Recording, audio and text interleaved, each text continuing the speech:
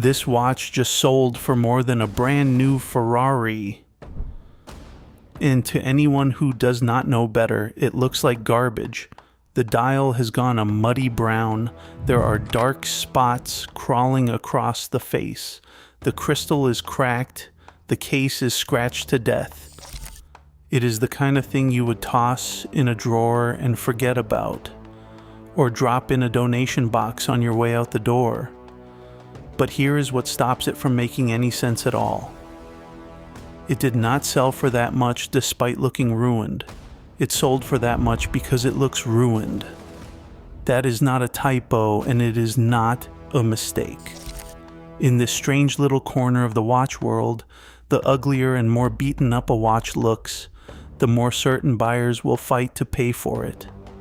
There is a catch though, and it is a cruel one.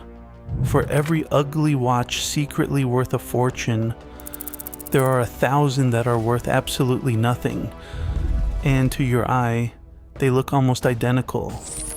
Telling them apart is a real skill, and by the end of this video, you are going to have it. Because there is a genuine chance one of these is sitting somewhere in your house right now and you have no idea it is there. So let me show you how a defect turned into a gold mine.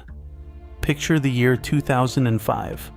A man named Osvaldo Patrizzi, one of the most respected watch auctioneers alive, is working through a pile of old Rolex Daytonas. Nobody in the room is excited. These are not the famous rare ones, just ordinary steel watches. And then he notices something strange.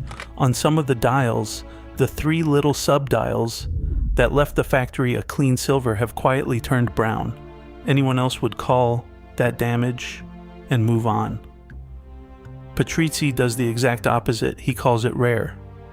He calls it special. And almost overnight, a flaw had a fan club. To understand why those dials change color, you have to go back to the watchmaking of the 1950s, 60s, and 70s. Back then, makers coated their dials in a thin protective varnish, and one of the most common was a material called zapon. It was supposed to shield the black surface underneath from the elements. Instead, over decades in the sun, it slowly betrayed it. The black started to shift. Chocolate, then caramel, then a warm and smoky uneven bronze. And because no 2 watches ever sat in the same sun for the same number of hours, no 2 ever aged the same way, every single one of these dials became genuinely one of a kind. Collectors gave the effect a name that stuck. They call them tropical dials, after the hot, sunny places where they first started showing up. For years, nobody wanted them. A brown dial just meant a tired old watch that had not been looked after. Then the money showed up, and it showed up hard. Today, a genuine tropical dial can add 50%, 100%, sometimes as much as 400% to what a watch is worth. And if that sounds like a wild exaggeration, look at the receipts. In 2021, the auction house Phillips sold a 1950s Omega Speedmaster with a tropical brown dial for around $3.4 million. It was the most anyone had ever paid for a Speedmaster in history. The exact same model with a clean, perfect black dial had sold a few years before for roughly $400,000. The damage did not knock money off the price. It multiplied it about 8 times over. And Omega is not alone here. A vintage Rolex Daytona wearing a browned version of the legendary Paul Newman dial crossed the block at Phillips for more than $2 million. The flaw was no longer a flaw. The flaw was the entire reason people were in a bidding war over it. And think about how insane that really is. 2 watches roll off the same line, in the same year, built by the same hands.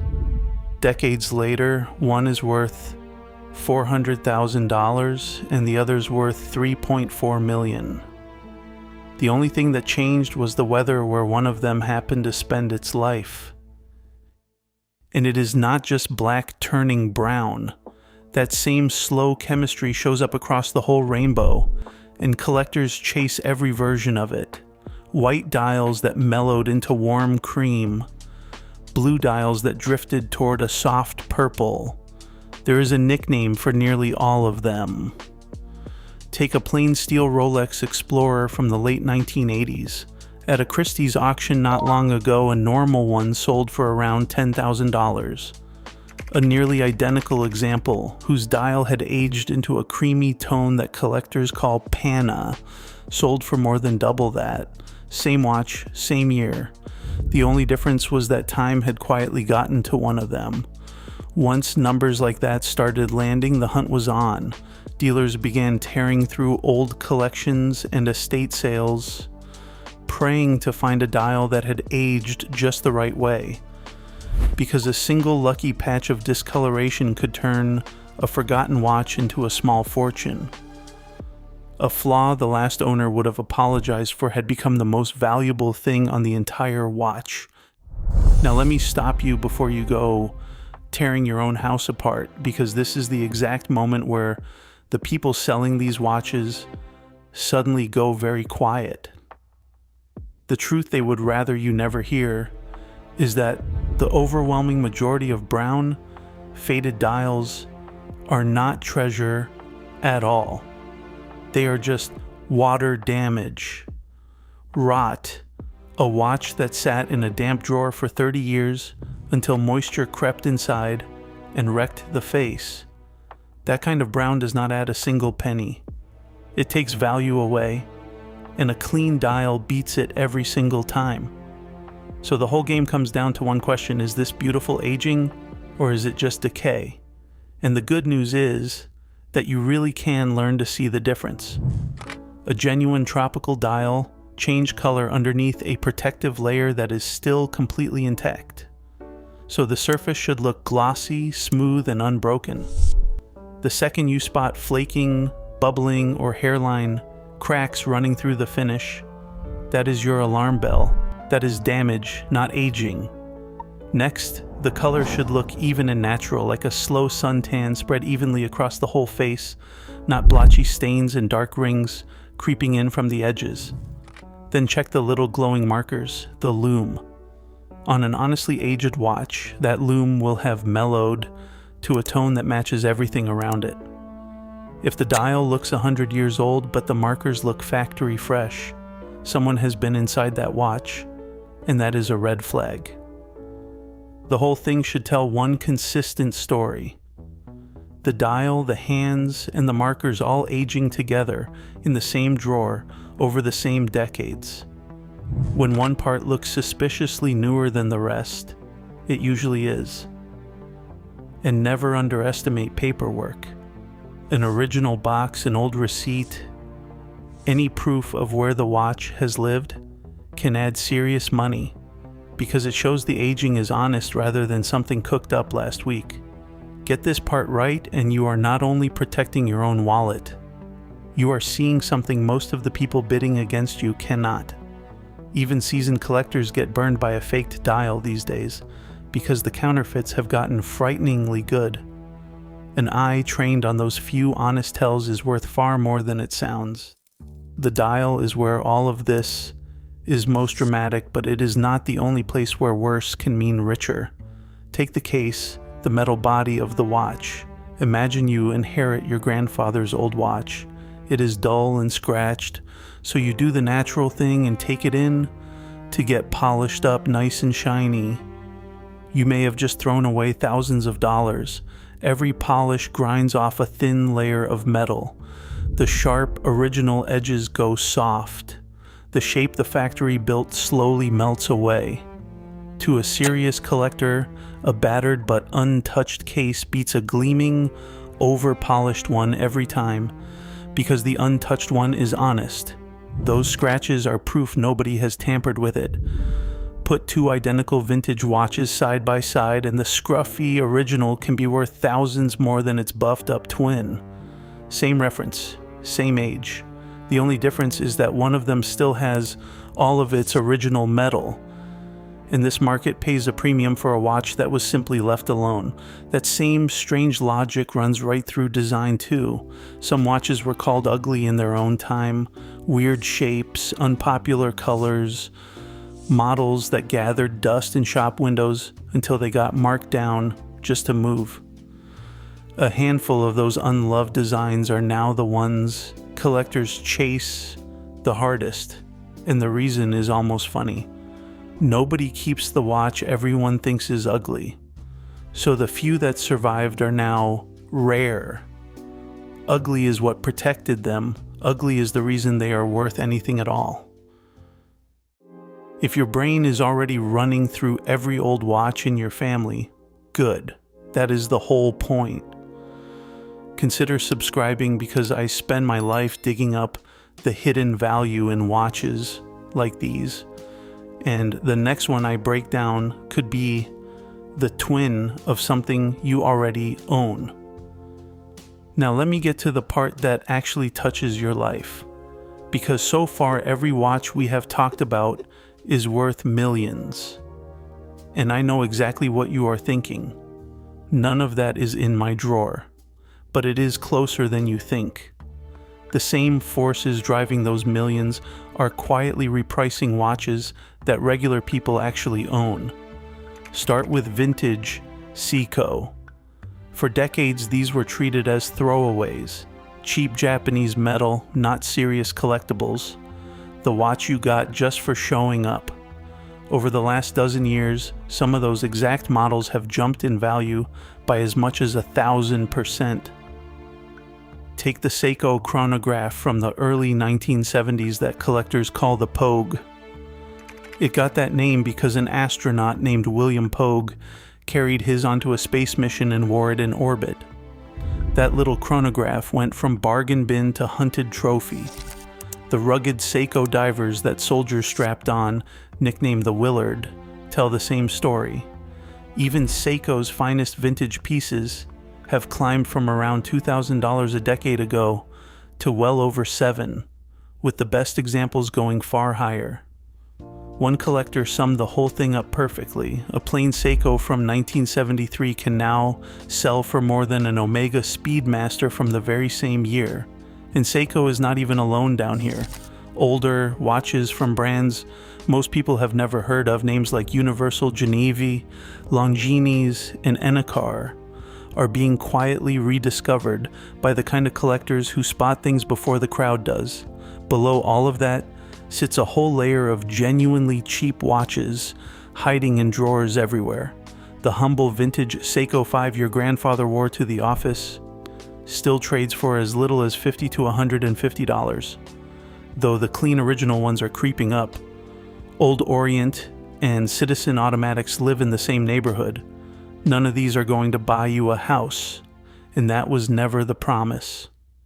The promise is this: the forgotten, unglamorous, slightly ugly watch in a shoebox at the back of a closet is exactly the kind of place a real find hides, and almost nobody ever checks.